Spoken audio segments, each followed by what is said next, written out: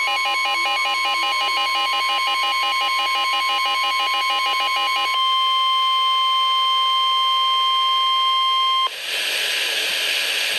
National Weather Service in Milwaukee has issued a severe thunderstorm warning for east central Sauk County and south central Wisconsin, central Columbia County and south central Wisconsin until 5:15 p.m. At 4:28 p.m., a severe thunderstorm was located near Portage, moving southeast at 5 miles an hour. Hazard, quarter-size hail. Source, radar indicated. Impact, damage to vehicles is expected. Locations impacted include Portage, Lake Wisconsin, YLC Knot, Interstate 90/94 interchange, Harmony Grove and Okie. Torrential rainfall is occurring with this storm and may lead to flash flooding. Do not drive your vehicle through flooded roadways.